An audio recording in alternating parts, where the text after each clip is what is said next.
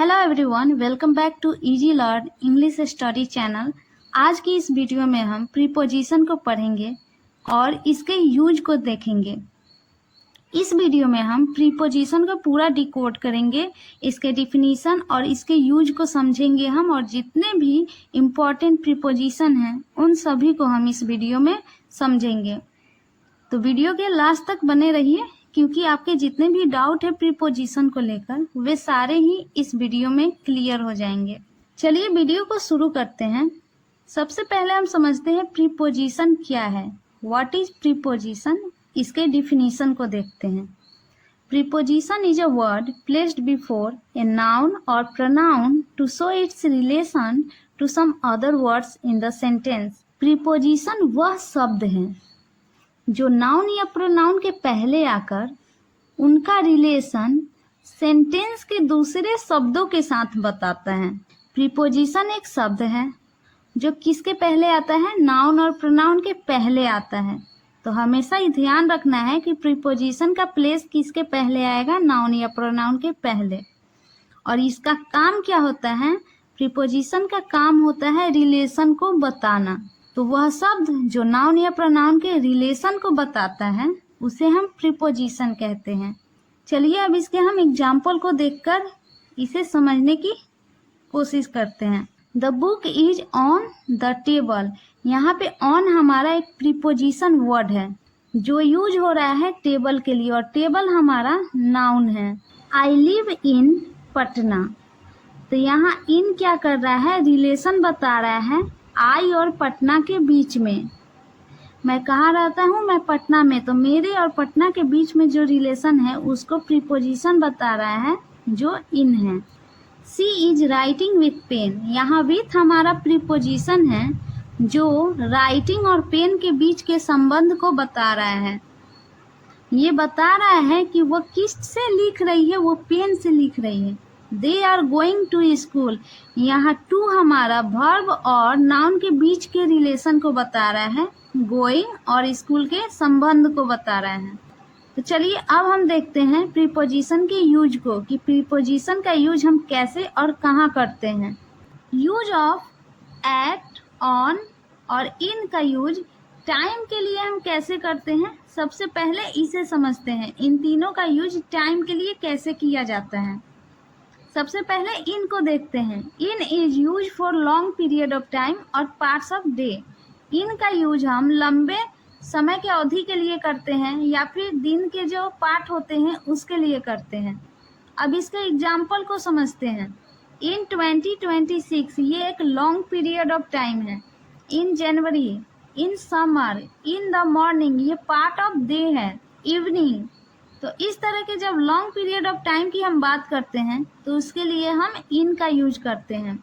लेकिन यहाँ पे एक नोट करने वाली बात यह है कि इन का यूज हम नाइट के लिए कभी नहीं करते। नाइट के साथ हमेशा हम एट का यूज करते हैं, एट प्रीपोजिशन। अब चलिए यूज ऑफ ऑन का देखते हैं कि इसे हम टाइम को बताने के लिए कैसे यूज करते हैं।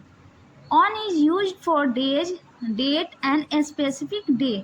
ऑन का यूज हम किसी खास दिन या तारीख को बताने के लिए करते हैं, या फिर कोई ऐसा दिन जो बहुत स्पेशल हो तो उसे बताने के लिए करते हैं। On Monday, on January 1, on his birthday, on Holi, on Saturday evening etc। ये सब जो है ये कुछ स्पेशल टाइम है या एग्जैक्ट डेट या दिन को बताने के लिए, या फिर कुछ स्पेशल ऐसे मोमेंट होते हैं या डेज होते हैं उसको बताने के लिए हम ऑन का यूज करते हैं। Use of at. At is use for exact point of time, exact movement, meal times, festivals without the word day. At का यूज हम एग्जैक्ट पॉइंट ऑफ टाइम के लिए करते हैं, यानी कि कोई काम कब हो रहा है उसके ठीक उसी समय को बताने के लिए हम एट का यूज करते हैं कि कोई काम कब हो रहा है। फिर मील टाइम, खाने का जो समय होता है हमारा, दोपहर में, सुबह में, इन सब को बताने के लिए हम एट का यूज करते हैं। फेस्टिवल के नाम जो डे नहीं लगा हुआ हो उसको भी बताने के लिए हम एट का यूज करते हैं। चलिए इसके एग्जाम्पल देखते हैं। एट 6 AM यहाँ क्या बता रहा है, टाइम एग्जैक्ट पॉइंट बता रहा है। एट मिडनाइट, एट ब्रेकफास्ट ये मील टाइम है। एट दिवाली, दिवाली के लास्ट में आप देख सकते हैं यहाँ पे डे नहीं लगा हुआ है, तो इसलिए इसके पहले हम एट का यूज कर रहे हैं।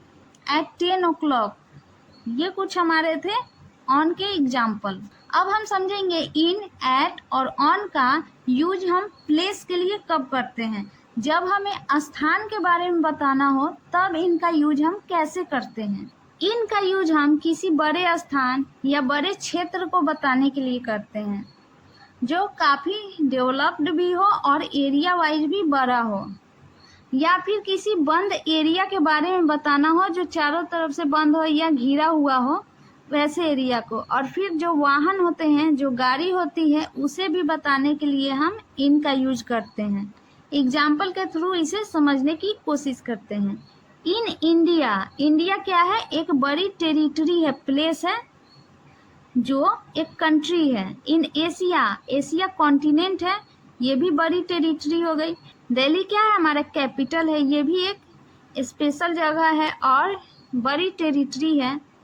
बिहार, तो इस तरह की जो बड़ी स्टेट हुए या कंट्री हुआ, कॉन्टिनेंट हुआ, या फिर कोई शहर जो बड़ा हो या जाना माना हो, तो उसके लिए हम इनका यूज करते हैं। अब देखते हैं इसका यूज हम व्हीकल के लिए कब करते हैं। इन अ कार, टैक्सी, हेलीकॉप्टर। जब हम ऐसे छोटे कारों में बैठे हो जहाँ से हम मूवमेंट नहीं कर पाए, आप वहाँ पे चल नहीं पाए, इस तरह के जब आप गाड़ी में बैठते हैं या फिर आपके खुद का वो पर्सनल गाड़ी हो, तब हम इन का यूज करते हैं। इन द किचन, किचन आपका इनक्लोज्ड फिगर हो गया। इन द रूम, रूम भी क्या हो गया? एक रूम भी एक इनक्लोज्ड फिगर है जिसके अंदर आप रह रहे हैं। तो इस तरह की चीज़ों के लिए हम इन का यूज करते हैं। अब चलिए हम देखते हैं एट का यूज हम प्लेस को बताने के लिए कब करते हैं। एट का यूज हम किसी छोटे जगह को बताने के लिए या फिर किसी जगह के एड्रेस को बताने के लिए यूज करते हैं, या फिर स्पेसिफिक लोकेशन, किसी खास लोकेशन को बताने के लिए करते हैं। At village, at home, at school, at station, ये सब क्या बता रहा है? आपका एग्जैक्ट एड्रेस बता रहा है या स्पेसिफिक लोकेशन बता रहा है। At bus stand, at office, etc। अब यूज ऑफ ऑन देखते हैं। On is used for rest on the upper surface of a thing, यानी कि ऑन का यूज हम ऐसे किसी चीज़ के लिए करते हैं जो किसी वस्तु के अपर सरफेस पे रखा गया हो। मान लीजिए कि ये एक टेबल है, तो इसके ऊपर अगर हम एक बुक रखते हैं तो बुक ये टेबल के ऊपर के जो सतह होती है उससे ये टच करेगी। तो इस चीज़ को बताने के लिए हम ऑन का यूज करते हैं। या फिर स्ट्रीट और फ्लोर्स को बताने के लिए, किसी गली को या जो मकान होते हैं उसे बताने के लिए, पब्लिक ट्रांसपोर्ट को बताने के लिए, स्क्रीन एंड इंटरनेट को बताने के लिए। कोई चीज़ आप स्क्रीन पर लाइव देख रहे हैं या फिर इंटरनेट के द्वारा यूज कर रहे हैं, तो इन सब को बताने के लिए भी हम ऑन का यूज करते हैं। On the table, on the table क्या कर रहा है? ये एक टेबल के ऊपर कोई वस्तु रखा है, तो ये टेबल के सरफेस को टच कर रहा है, तो ये हमारा अपर सरफेस ऑफ अ थिंग को बता रहा है। On the grass, on the third floor, ये बिल्डिंग के नंबर को बता रहा है कि कितने माले पे आप रहते हैं। ऑन MG रोड, यहाँ एड्रेस या स्ट्रीट को बताया जा रहा है। On the bus stand, plane, train, ये सब क्या है? Public transport. ऑन TV, यहाँ पे हम लाइव देख रहे हैं कोई चीज़ स्क्रीन पे चलती हुई, तब इसके लिए हम ऑन का यूज कर रहे हैं। On the internet. नेक्स्ट हमारा है use of into and onto. Into का यूज हम किसी भी चीज़ के अंदर के तरफ मोशन को बताने के लिए करते हैं। देखिए यहाँ पे इनटू का यूज को समझिए, ये कोई चीज़ है, ठीक है। अब इसके अंदर जब कोई मोशन, गति होते हुए कोई चीज़ जाएगी, तो इसके लिए हम इनटू का यूज करते हैं। The boy jumped into the river, लड़के ने रिवर के अंदर जंप किया, क्या हो रहा है? मोशन हो रहा है। She came into my office, वह मेरे ऑफिस में आई, यहाँ भी क्या बता रहा है? मोशन बता रहा है। Changing from one things to another और ट्रांसफॉर्मेशन, किसी भी चीज का एक वस्तु से दूसरे वस्तु में बदल जाना या ट्रांसफॉर्मेशन हो जाना, इसे बताने के लिए भी हम इनटू का यूज करते हैं। The milk turn into curd, the caterpillar turn into butterfly. Caterpillar butterfly में चेंज हो गई, तो यहाँ क्या हो रहा है, ट्रांसफॉर्मेशन हो रहा है। इनटू का यूज हम चेंज इन पोजीशन और इंसर्शन को बताने के लिए भी करते हैं। He poured milk into the glass, he came into power 1980। अब चलिए यूज ऑफ ऑनटू को देखते हैं। Onto is used for movement to the top surface of something. किसी भी वस्तु के ऊपर की सतह की तरफ जो मूवमेंट होता है उसे बताने के लिए ऑनटू का यूज किया जाता है। Movement from lower to a higher surface, किसी भी निचली सतह से उसके ऊपर की सतह की तरफ जो मोशन होता है उसे बताने के लिए हम ऑनटू का यूज करते हैं। The cat jump onto the table, cat ने कहाँ जंप किया, कैट ने टेबल के सरफेस के ऊपर जंप किया, तो यहाँ मोशन नीचे से ऊपर की तरफ हो रहा है। किसी सरफेस के ऊपर हम जब किसी वस्तु को रखते हैं या उसके स्थान को बदलते हैं उसे बताने के लिए भी हम ऑनटू का यूज करते हैं।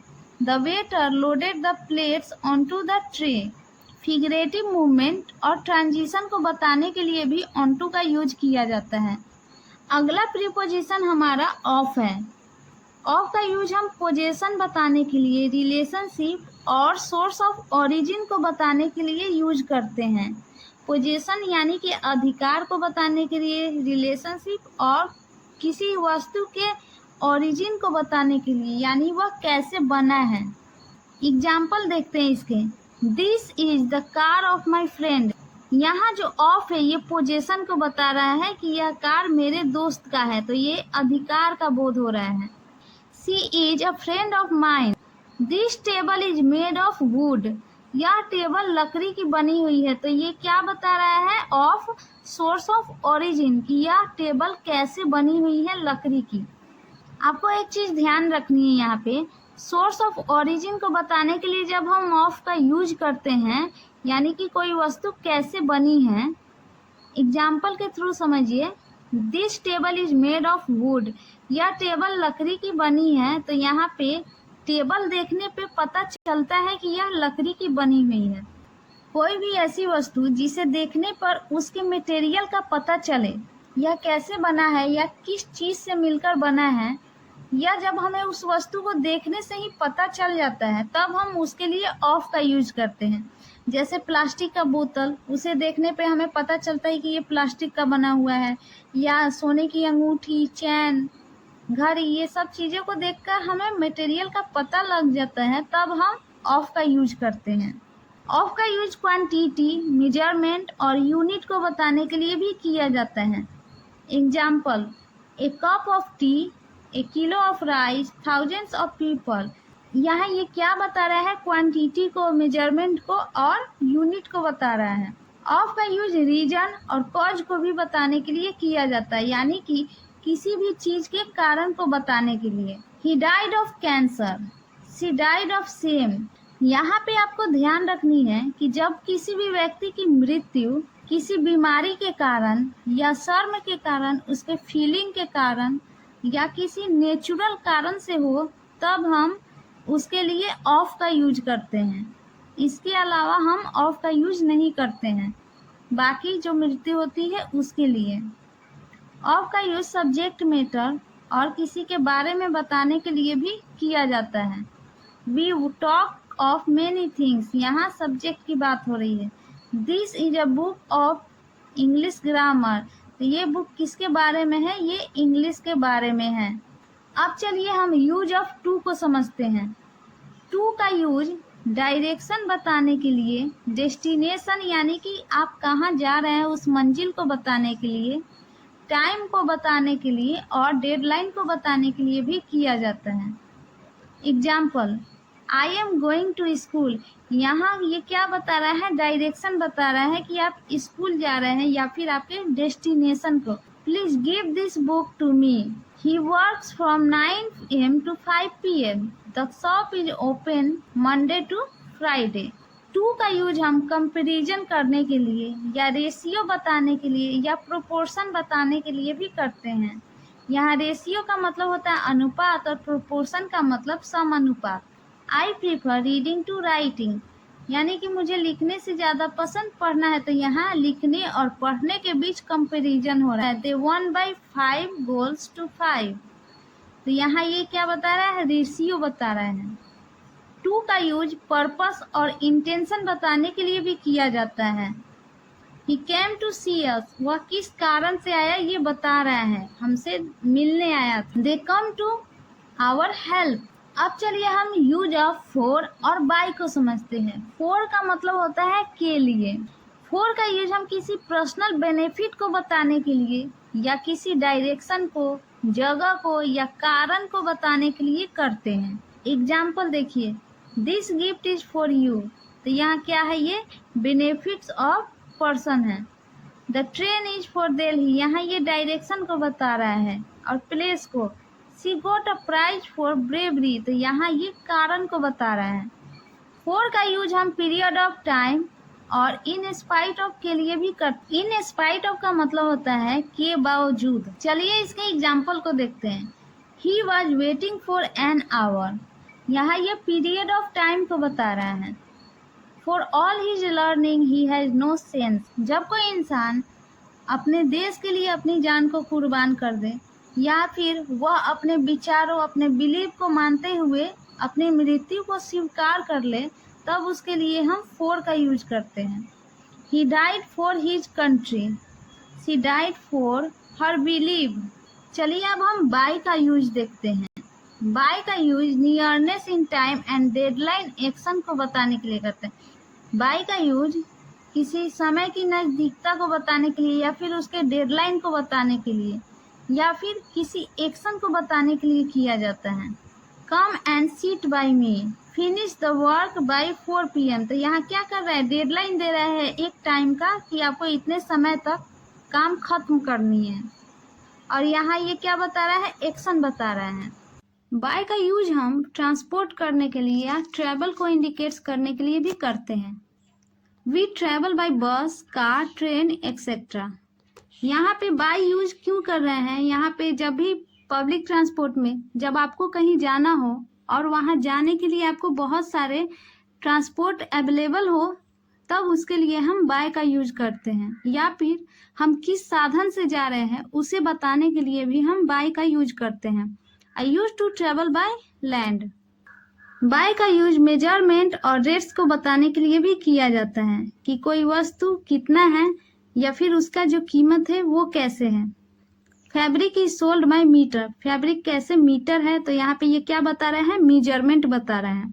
हर सैलरी इंक्रीज बाय 10%, तो यहाँ पे क्या बता रहा है, रेट बता रहा है। अब चलिए यूज ऑफ अंडर को देखते हैं। अंडर का मतलब होता है के नीचे। Under indicates a lower physical position, मतलब कि किसी भी वस्तु के नीचे जो फिजिकल पोजीशन होता है उसे बताता है, लेकिन सरफेस टच नहीं होना चाहिए। जस्ट इमेजिन कि यह एक टेबल है और इसके नीचे एक बिल्ली बैठी हुई है, ओके, तो ये इसके नीचे तो है लेकिन ये सरफेस से टच नहीं हो रहा है, तो इसके लिए हम अंडर का यूज करेंगे।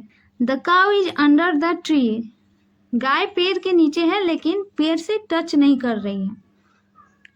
अंडर का यूज हम लेस देन या यंगर देन बताने के लिए भी करते हैं। लेस देन और यंगर देन का मतलब होगा से कम या से छोटा। ही इज अंडर 18, वह 18 के अंडर है, मतलब 18 साल से छोटा है वो। अंडर का यूज लोअर रैंक बताने के लिए भी करते हैं, यानी कि किसी का रैंक, उसका पोजीशन किसी व्यक्ति के नीचे है, तब भी बताने के लिए हम अंडर का यूज करते हैं। I have a staff of 20 working under मी, तो यहाँ ये जो 20 वर्किंग स्टाफ है इनका पोजीशन मुझसे नीचे है, तो ये क्या बता रहा है, इनका रैंक बता रहा है। अंडर का यूज गवर्न या लीड करने के लिए भी किया जाता है, यानी कि कोई व्यक्ति किसी चीज को लीड कर रहा है या उस पर शासन कर रहा है, अपने हिसाब से चला रहा है, तब भी हम अंडर का यूज करते हैं। This school work under a committee, यानी कि ये स्कूल जो है इसके जितने भी फैसले लिए जाते हैं इसे चलाने के लिए वे एक कमेटी के द्वारा लिया जा रहा है, तो ये कमेटी क्या कर रही है, इस स्कूल को गवर्न कर रही है। अब चलिए यूज ऑफ बिलो को देखते हैं। बिलो का मतलब भी होता है के नीचे। इसका यूज भी लोअर पोजीशन बताने के लिए किया जाता है। The plane flew below the clouds, जो प्लेन उड़ती है वो बादलों के नीचे उड़ी। एट अ लोअर पॉइंट और डिग्री को बताने के लिए भी बिलो का यूज करते हैं। किसी पॉइंट के नीचे बताने के लिए या फिर डिग्री के नीचे बताने के लिए बिलो का यूज होता है। The water level of sea is below the danger, जो समुद्र का पानी का लेवल वो खतरे के निशान से नीचे है। Right your name below the line, यहाँ पे जो लाइन है इसके नीचे आपको अपना नेम लिखना है। तो ये क्या बता रहा है, ये लोअर पॉइंट और डिग्री को बता रहा है, जिसके लिए हम बिलो का यूज करते हैं। Use of before and after, इसे समझते हैं। बिफोर का मतलब होता है के पहले। इसका यूज हम अर्लियर देन समथिंग और समबडी के लिए करते हैं, यानी कि किसी चीज के पहले या किसी व्यक्ति के पहले। I came before 10, he will come before meeting, यानी कि वो मीटिंग के पहले आ जाएगा। बिफोर का यूज इन फ्रंट ऑफ के लिए भी करते हैं। इन फ्रंट ऑफ का मतलब होता है के सामने। चलिए एग्जाम्पल देखते हैं। I was standing before my mother, इसका मतलब हुआ मैं अपने मदर के सामने खड़ी थी। He is standing before your house, वह तुम्हारे घर के सामने खड़ा है। यूज ऑफ आफ्टर, आफ्टर का मतलब होता है के बाद। इसका use later than, showing sequence of time और place. March comes after February, तो यहाँ क्या बता रहा है, मार्च फरवरी के बाद आता है, तो ये सीक्वेंस को बता रहा है। Hajipur comes after the Ganga river, Hajipur Ganga river के बाद आता है, यहाँ भी सीक्वेंस को बता रहा है। एक जगह टाइम को बता रहा है, एक जगह प्लेस को बता रहा है। आफ्टर का यूज किसी के स्टाइल को बताने के लिए भी करते हैं। This is a poem after T S. Eliot, यह जो पोएम है टी.एस. एलियट के पोएम के ऊपर आधारित है, उनके स्टाइल के ऊपर बेस है। इसे बताने के लिए हम आफ्टर का यूज करते हैं। अब चलिए अबाउट के यूज को समझते हैं। अबाउट का मतलब होता है के बारे में। कंसर्निंग और रिगार्डिंग, किसी चीज के बारे में या तो कंसर्न करना है या रिगार्ड करने के लिए हम अबाउट का यूज करते हैं। He was talking about you, वह तुम्हारे बारे में बात कर रहा था, तो यहाँ किसके रिगार्ड में बात हो रहा है, you. We are writing about Holi, तो यहाँ भी क्या किसके बारे में बात हो रहा है, होली के बारे में बात हो रहा है। अबाउट का दूसरा जो यूज है वो अप्रोक्सीमेटली और रफली को बताने के लिए किया जाता है। इसका मतलब होता है लगभग या मोटा मोटा। The movie will start in about 5 minute. Ready to do something, जब किसी चीज को करने के लिए एकदम से रेडी हो तब उसके लिए भी अबाउट का यूज किया जाता है। The train is about to leave, train start होने ही वाला है। अबाउट का यूज नियरनेस ऑफ टाइम और प्लेस को बताने के लिए किया जाता है। इट इज अबाउट 8 o'clock, 8 बजा नहीं है, 8 बजने वाला है, यानी कि 8 बजने के नजदीक है समय। तो नियरनेस बताने के लिए भी अबाउट का यूज होता है। ओवर का मतलब होता है ऊपर। हायर नॉट टचिंग, ऊपर तो हो लेकिन ये टच नहीं कर रहा हो, तब इसके लिए भी ओवर का यूज करते हैं। The sky is beautiful over our head, तो ये जो स्काई है ये हमारे हेड के ऊपर है, लेकिन ये हमारे हेड को टच नहीं कर रहा है, तो इसे बताने के लिए हम ओवर का यूज कर रहे हैं। ओवर का यूज टचिंग और कवरिंग समथिंग के लिए भी होता है, किसी चीज को छूना या उसे ढकना ऊपर से, यानी कि पूरा कवर कर देना। मान लीजिए ये एक आपका टेबल है और इसको आप किसी कपड़े से कवर कर रहे हैं, तो ये क्या होगा, ये कपड़ा जो है इस टेबल में टच होगा और इसे कवर करेगा। Spread the cloth over table, यानी टेबल के ऊपर कपड़े को फैला दो या बिछा दो, कपड़ा टेबल में टच होगा। एक छोर से दूसरे छोर को बताने के लिए भी हम ओवर का यूज करते हैं। टाइपिंग में गलत हुआ है, यहाँ पे ब्रिज होगा। The bridge is over the river, ये हो गया आपका ब्रिज और ये रिवर हो गया। तो ये जो ब्रिज है ये किसके ऊपर है, ये नदी के ऊपर है, एक छोर से दूसरे छोर तक। तो इसे भी बताने के लिए हम ओवर का यूज करते हैं। अब चलिए विथ का यूज समझते हैं। विथ का मतलब होता है के साथ। Union of some kind, sense of quality. किसी चीज के यूनियन को बताने के लिए या क्वालिटी को बताने के लिए विथ का यूज किया जाता है। Example, she was playing with her friends, वह अपने दोस्तों के साथ खेल रही थी। तो यहाँ क्या है, यूनियन बता रहा है। She was a girl with brown eyes, तो यहाँ ब्राउन आइज क्या है, ब्राउन आइज क्वालिटी को बता रहा है। अब चलिए दूसरा यूज समझते हैं। विथ का यूज इंडिकेट किया जाता है कॉज ऑफ समथिंग, किसी चीज के कारण को या किसी चीज को कर रहे हैं उसे बताने के लिए भी विथ का यूज किया जाता है। Example, you were sick with fever, the soldier fought with courage. तो यहाँ क्या बता रहा है, डूइंग समथिंग, जो सोल्जर है वे क्या कर रहे हैं, करेज के साथ फाइट कर रहे हैं। विथ का यूज इंस्ट्रूमेंट और मटेरियल को बताने के लिए भी किया जाता है।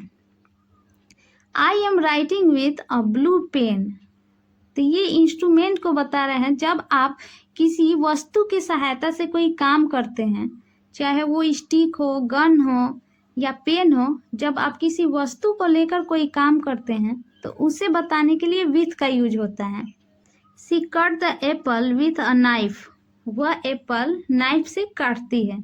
तो यहाँ नाइफ क्या है, एक मटेरियल है, एक इंस्ट्रूमेंट है जो यूज किया जा रहा है किसी काम को करने के लिए। विदाउट और विद इन का यूज समझते हैं। विदाउट का मतलब होता है के बिना और विद इन का मतलब होता है के भीतर। लेक और एब्सेंस को बताने के लिए हम विदाउट का यूज करते हैं। किसी चीज के कमी को या उसके अनुपस्थिति को बताने के लिए हम विदाउट का यूज करते हैं।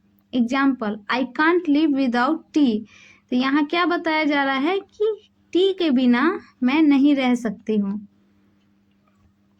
विद इन का यूज कैसे करते हैं, inside the limit of anything, inside the place और time. Example, he will come within an hour, a month, यहाँ पे समझिए वो कितने समय के भीतर आ सकता है या आएगा, 1 घंटे के बीच या 1 महीने के बीच। तो ये एन आवर या फिर 1 महीना क्या बता रहा है, ये टाइम के लिमिट को बता रहा है, इतने दिनों के भीतर यानी कि अंदर। विद इन लिमिट, रेंज और कैपेसिटी को भी बताता है। This is not within my power, ये मेरे पावर के अंदर नहीं है। She finds hard to live within her income. Use of above, above का मतलब भी होता है के ऊपर। एबव हायर पोजीशन को बताता है लेकिन टच नहीं करते हुए। The plane flew above the clouds, जो प्लेन है वो बादलों के ऊपर उड़ रही है लेकिन टच नहीं कर रही है। एबव का use greater then in quantity, number और डिग्री को बताने के लिए भी किया जाता है। किसी चीज की मात्रा में ज्यादा हो या नंबर में ज्यादा हो, संख्या में या फिर डिग्री में, तो इसे बताने के लिए भी एबव का यूज होता है। Let's see the example, temperature rise above 45 degree, तो यहाँ टेम्परेचर कितना बढ़ा है, 45 डिग्री से ऊपर। तो ये क्या बता रहा है, डिग्री को बता रहा है, ग्रेटर देन को बता रहा है। The fluid water is above the danger line, जो बाहर का पानी हो वो डेंजर लाइन के ऊपर चला गया है। हायर रैंक, स्टेटस और इम्पोर्टेंस को बताने के लिए भी एबव का यूज किया जाता है। जब कोई ऊंचे पद पर हो या उसका जो स्टेटस हो वो बड़ा हो या फिर किसी चीज की इम्पोर्टेंस यानी कि वह महत्वपूर्ण हो, उसे बताने के लिए भी हम एबव का यूज करते हैं। A DM rank is above inspector, DM का जो पद है उसका रैंक है वो इंस्पेक्टर के पद से ऊपर है। एबव और ओवर के यूज को समझिए कि इन दोनों के बीच का क्या अंतर है। एबव का मतलब होता है higher level without direct contact. Above higher level को बताता है लेकिन दोनों के बीच कांटेक्ट नहीं होता है, सीधा संपर्क नहीं होता है। ओवर का मतलब होता है कवरिंग समथिंग, किसी चीज को ढकना या एक साइड से दूसरे साइड मूव करना या डायरेक्ट वर्टिकल अलाइनमेंट और कांटेक्ट या सीधे संपर्क को बताता है ओवर, उसके अंडर में संपर्क डायरेक्ट बनता है। The umbrella is over my head, जो अम्ब्रेला है वो मेरे सर के ऊपर है, तो संपर्क क्या है, सीधा है। एमंग का मतलब होता है के बीच, बिटवीन का मतलब भी होता है के बीच। एमंग का मतलब हम दो लोगों से या दो वस्तुओं के ज्यादा समूह के लिए करते हैं। बिटवीन का यूज हम दो लोगों के लिए करते हैं। दो से ज्यादा वस्तुओं को बताने के लिए एमंग का यूज किया जाता है। Example, there is a kid among the class, Sohan distributed gifts among his 4 sons. Between का यूज हम दो वस्तुओं या व्यक्तियों को बताने के लिए करते हैं। Between is use to refer to objects. He is sitting between his brother and sister. वह अपने भाई और बहन के बीच में बैठा है। अब चलिए देखते हैं यूज ऑफ बिसाइड और बिसाइड्स के बीच क्या अंतर है। बिसाइड का मतलब होता है के बगल में, और बिसाइड्स का मतलब होता है के अलावे। बिसाइड का मतलब होता है एट द साइड ऑफ और नेक्स्ट टू, किसी चीज के बगल में या साइड में। My house is beside my office. मेरा घर मेरे ऑफिस के बगल में है या पास में है। और बिसाइड्स का मतलब होता है इन एडिशन टू और एज वेल एज, यानी कि किसी वस्तु के भी अलावे। Beside a blue pen he has a red pen. Blue pen के अलावे भी उसके पास रेड पेन भी है। तो ये था बिसाइड और बिसाइड्स के बीच का अंतर। अब चलिए बात करते हैं अलोंग और अक्रॉस के बारे में। अलोंग का मतलब होता है सेम लाइन विथ समथिंग, किसी चीज के एक ही लाइन में, यानी कि समानांतर उसके एक साथ। I like to walk along the river bank, यानी कि नदी के किनारे किनारे मुझे चलना पसंद है। तो ये क्या जा रहा है, इसके पैरेलल में जा रहा है। अलोंग का यूज पोजीशन और लोकेशन बताने के लिए भी किया जाता है। Flowers grow along the wall, यहाँ पे क्या बता रहा है, ये इसका लोकेशन बता रहा है या फिर पोजीशन कि ये कहाँ पे है। दीवार के किनारे किनारे जो है वो फूल उगे हुए हैं, तो ये इसकी जगह को बताया जा रहा है। अब चलिए यूज ऑफ अक्रॉस देखते हैं। अक्रॉस का मतलब होता है एक साइड से दूसरे साइड के तरफ, एक छोर से दूसरे छोर। इसका यूज हम अपोजिट साइड को बताने के लिए करते हैं, चाहे वो जगह के लिए हो, डायरेक्शन बताने के लिए हो, या पोजीशन बताने के लिए हो। Her house is across the river, उसका घर नदी के उस पार है। तो ये क्या बता रहा है, ये पोजीशन को बता रहा है। From one side to other side of something, movement और डायरेक्शन। जब हम किसी एक साइड से दूसरे साइड की तरफ मूवमेंट करते हैं या उस डायरेक्शन में जाते हैं तो उसे बताने के लिए अक्रॉस का यूज करते हैं। There is bridge across the river, we walked across the wooden bridge. Use of since और फ्रॉम, इन दोनों में क्या डिफरेंस है, चलिए समझते हैं। सिंस का use point of past time को बताने के लिए किया जाता है, यानी कि पास्ट में कोई काम कब हुआ है उस टाइम को बताने के लिए हम सिंस का यूज करते हैं। इसका यूज हम प्रेजेंट और पास्ट दोनों टेंस में करते हैं, लेकिन इसका ज़्यादातर जो यूज है वो परफेक्ट टेंस के लिए किया जाता है, और ये सबसे ज़्यादा जो यूज होता है वो प्रेजेंट परफेक्ट टेंस में होता है। Example, I have been studying since morning. मैं सुबह से पढ़ता रहा हूँ। तो ये सुबह क्या हुआ, पास्ट टाइम हुआ, और ये पास्ट टाइम को बता रहा है सिंस। सिंस जब कोई काम हो रहा है किसी निश्चित समय को बताता है सिंस। ये परफेक्ट टेंस के साथ, परफेक्ट कंटिन्यूअस टेंस के साथ भी यूज होता है। I have been absent since Monday, तो यहाँ मंडे क्या है, एक पॉइंट ऑफ टाइम है, एक निश्चित समय है। अब यूज ऑफ फ्रॉम देखते हैं। फ्रॉम का यूज हम पॉइंट ऑफ टाइम को बताने के लिए करते हैं, लेकिन ये प्रेजेंट, पास्ट और फ्यूचर इन तीनों टेंस के साथ यूज किया जाता है। सिंस का यूज हम कभी भी फ्यूचर टेंस के लिए नहीं करते हैं। फ्यूचर के लिए हमेशा हम फ्रॉम का यूज करते हैं। Example, I work from 9 AM every day, ये हमारा प्रेजेंट टेंस का हो गया example. He will be absent from Monday, यहाँ ये फ्यूचर की बात कर रहा है। The office was closed from Monday to Friday, तो यहाँ ये पास्ट की बात कर रहा है। तो हमने देखा कि फ्रॉम का यूज हम प्रेजेंट, पास्ट और फ्यूचर तीनों के लिए कर रहे हैं, जबकि सिंस का यूज हम सिर्फ पास्ट टाइम को बताने के लिए करते हैं। तो ये था सिंस और फ्रॉम के बीच का डिफरेंस। तो दोस्तों यहाँ पे हमारा वीडियो कंप्लीट होता है प्रीपोजिशन का, जिसमें हमने जितने भी इम्पोर्टेंट प्रीपोजिशन थे उन सभी के यूज को सीखा हमने और उसे एग्जाम्पल के थ्रू समझा है।